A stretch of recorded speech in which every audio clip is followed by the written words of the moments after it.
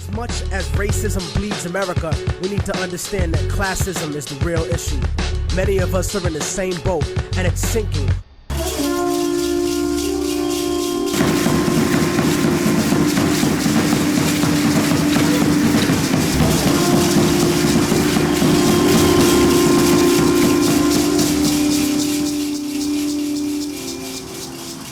Last year, by the middle of May, I woke up to my mom's voice at my bedroom door. She kept on knocking on my door, telling me to wake up and that the police was at our house. But when I came out, my mom was crying and these men were actually the ICE police. They came in the house, banging on the windows and hitting our doors. They treated us like we had just killed someone. I remember telling one of the officers I didn't want to be handcuffed because I hadn't done anything wrong. To me, this was embarrassing. I remember thinking, there's worse people out there. Why are they wasting their time on us? I have 5 years of deportation, my mom has 5, and my dad has 25 years. I was the youngest out of all the people that were deported, and like us, there's many more families forced out from their own homes, the homes that they pay rent for to live in. But I honestly think that no person will ever truly understand how it feels unless they too are illegal here. They just won't because they have never been humiliated the way an illegal immigrant is, and they never have tried walking through the mountains for 3 days in the rain, hiding from immigration. And when they can finally see the lights of the city, those 3 days aren't even worth it because they end up failing. They don't get beaten down by some man and thrown back to where they came from. All this to work a job that pays $8.50 an hour. Many people pay thousands of dollars. They risk their lives and their health all to live the so-called American dream. Yeah.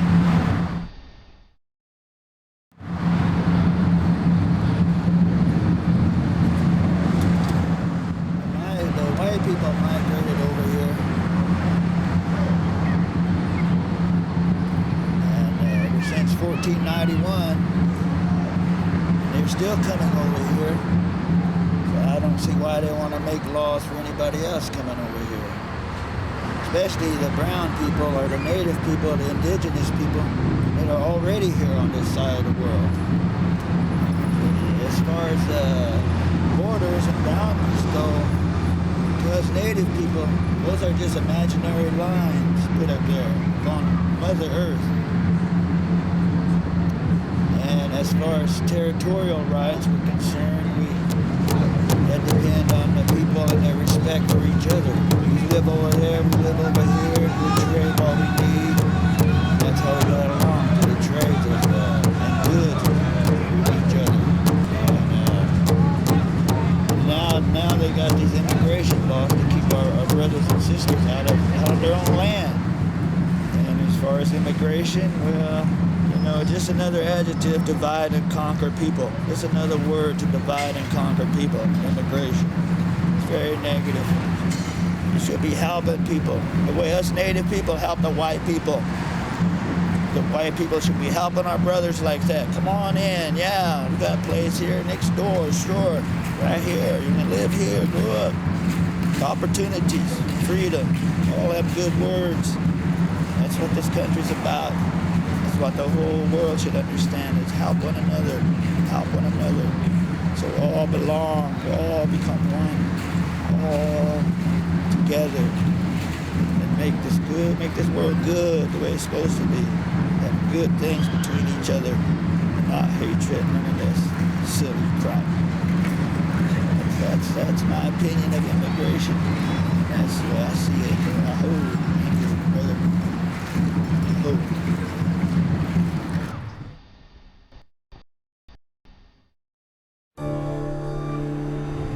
For every morning on the job, there's a child to protect.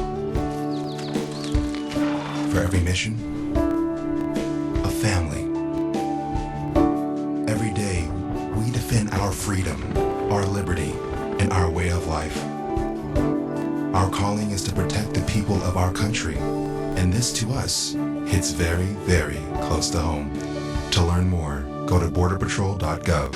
And whether we want to accept it or not, that's what this culture or lack of culture is feeding us. Hi, my name is Enrique Morones, and I am the president and founder of Border Angels, which is an organization that got started back in 1986. There's 2 reasons why immigrants come here from Latin America. Because there's immigrants that come from other parts for different reasons, political, religious persecution, etc. But if they're coming from Latin America, which is about where half of the undocumented people come from, they're coming here for only two reasons. Economic opportunity, like my family, or family reunification, like when Marco Antonio Villaseñor crossed the border for the number one reason, economic opportunity. He was thirsty, and he asked his dad for some water. It's a 5-year-old boy. He's asking his father for some water, and his own father wouldn't give him water. So he asked the next man, and the next man, and the next man, 18 men total. And why didn't his dad or the 17 other men give him water? Because they were already dead. His dad was dead, and the 17 other men were dead.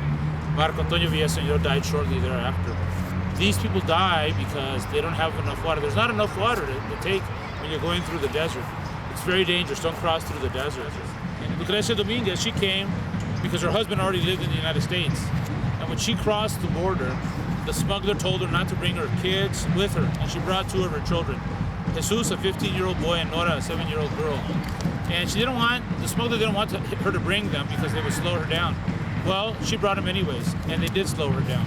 They slowed her down, and as she was crossing the desert, Lucrecia Dominguez literally died in the arms of Jesus. Her son, Jesus, 15-year-old little boy.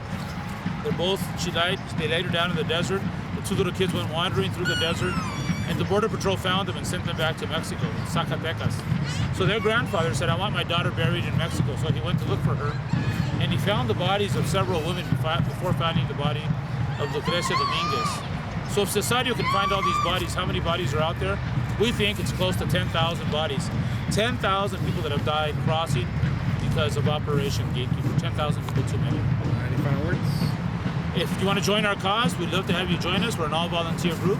Information is at www.borderangels.org, or give us a call at 619-269-7865, and maybe you want to come out and join us someday.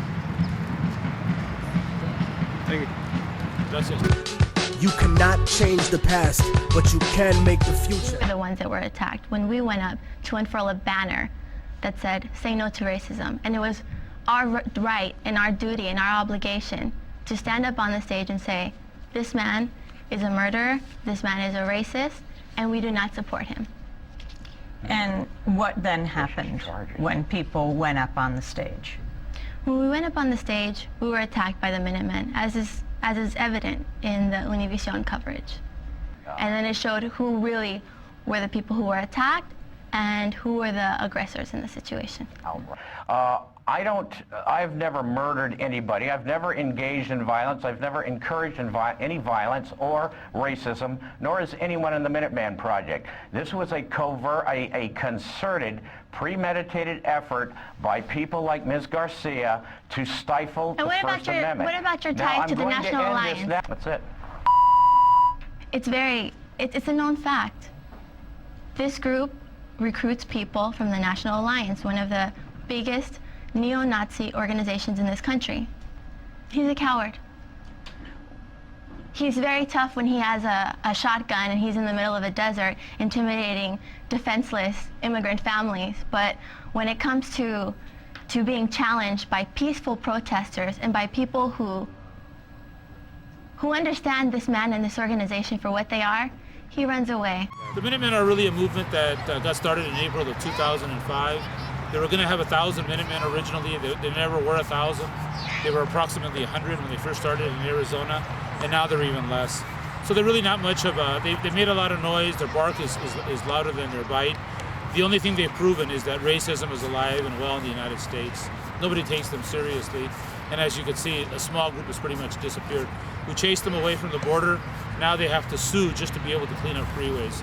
So they're kind of a laughing stock. They're ineffective. They haven't really done anything except prove that racism is alive and well in the United States. Yeah, well, there's crimes and criminals within every organization, including the Border Patrol, and sometimes they're abusive, like Copion and Ramos, for example, that are serving time in prison for shooting a migrant in the back and then trying to hide the evidence. So those things happen. Overall, we tell the immigrant community is if they're going to cross and the Border Patrol tells them to stop, they should follow the orders of the Border Patrol. Those guys are armed and dangerous, and they are law enforcement. We would like to see intelligent borders. We should be treating Mexico with respect.